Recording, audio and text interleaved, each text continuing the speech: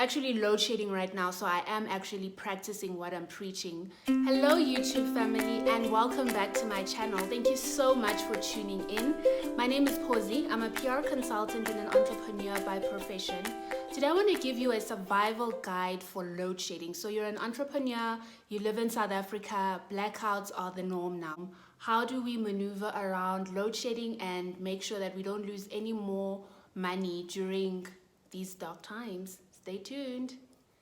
Load shedding is an unavoidable reality in South Africa these days. I don't think it might not go away anytime soon. So instead of complaining, let's prepare, let's adjust and figure out a way on how we can circumvent any more losses in our businesses by working smartly to accommodate, the blackouts, the rolling blackouts that have hit the country.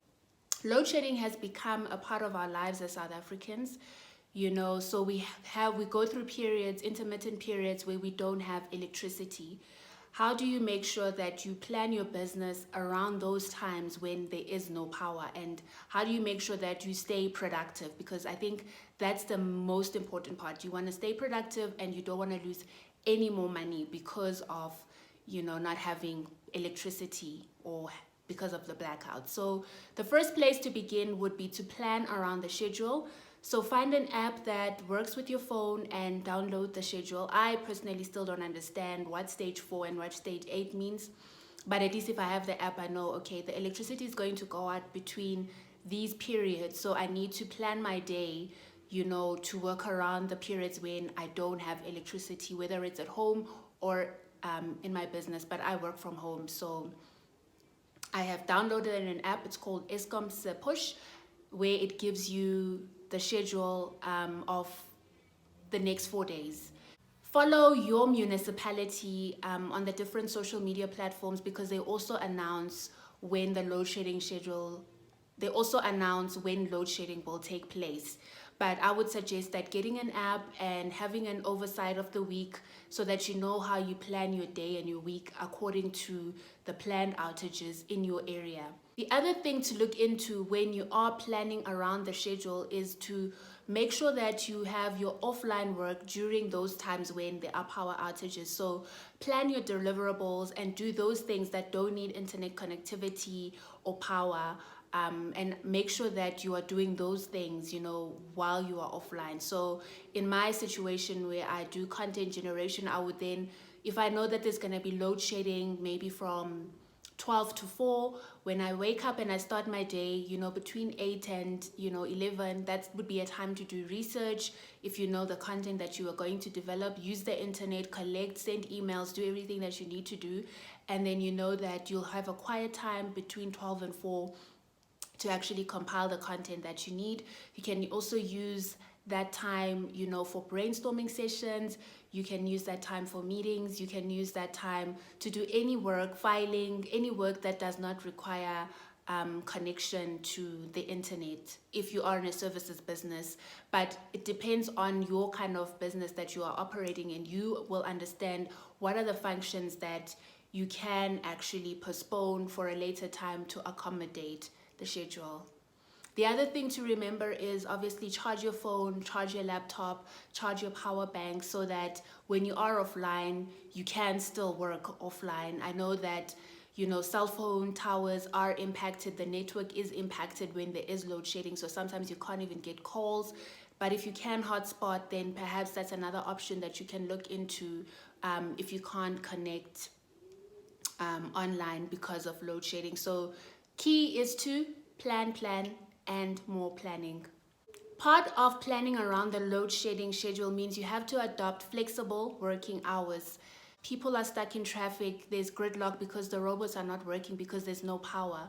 So if you know that there is going to be load shedding in your premises or in your area during peak hours, why not allow people to either come in later or leave earlier? Avoid being a clock watcher and pursue productivity. So let your employees work from home or work from wherever they may be, because at the end of the day, it's about meeting deadlines. And if those deadlines are not met because people are sitting at work and they're idle and they're socializing, it's really bad for business. So be flexible, let people come in later or leave earlier, and let them work from home and do what they can from wherever they may be. So think about putting in the right policies and processes that are not only going to benefit your business, but are going to help your workers and your employees and your team to be more productive when the lights are out. The next thing to think about is using cloud-based solutions. So we live in a virtual network. We work, with online software. So it's not so much about on-premises software, but rather online software. So having a system where your team can access information at a central portal is vital, especially during load shedding, so that you can access information as and when you need it. And it's also just good practice to have things saved and filed in a proper way, so that when you are being audited or when a client wants something, you can get it easily without having to run around and figure out who did what, who sent what, when, and how. And when some of your employees may resign and they leave and they go to work, find other jobs, you still have a system where information is saved on the drive, on the cloud, on a network. So you can choose whatever cloud services that you prefer. Some Google Drive is free. You can have a shared drive that you use as well. As long as people can access that portal online and can retrieve information from their smartphones, from their tablets, from their laptops, then you are safe and your information is safe and it is saved. So that's something to consider when being productive during load shedding. When you can't send out emails, you can just get that information online. Also important to consider is investing in an uninterrupted power supply. I know as startups, we cannot really invest in heavy renewable energy solutions or even buying something like a generator. But should you find that you have the capital, then do make that investment, because it looks like load shedding is here to stay. So you'd rather have those systems in place to circumvent any loss in productivity. But if you can't invest in, those types of, renewable energy, or you can't install a generator, then look into purchasing a UPS, an uninterrupted power supply. So what that does is when the power goes out, you are still able to save your work, during that period. And even if you are using a generator, there is that intermission or that period where, between the actual generator kicking in and the power going off. So that time you could lose quite a bit of work. So when you have an uninterrupted power supply, it means that you are able to save your work and protect yourself from losing any documentation because of a power outage. And most of the UPS, they are some that are quite expensive, but I know that the starting range can begin from anywhere from like under 500 Rand. So if you can make that investment into a UPS, then it's definitely something worth looking into. A UPS allows you to exit an application and save work before your PC shuts down. So it is a worthy investment and something worth researching and looking at purchasing for your business during this period of load shedding.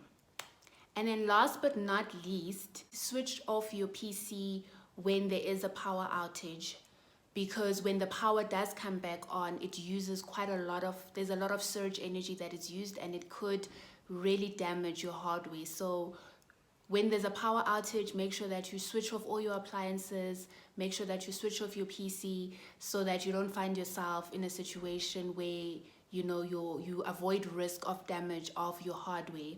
And also look into investing into gadgets, power saving gadgets like power banks that will help you, to charge your phone while there's no power. Look into also investing into power saving gadgets like solar powered lights or lights that you can charge, using a battery. Purchase a power bank so that your phone can still work and your laptop can still work even when there's no power. That speaks to my initial point of preparing for load shedding.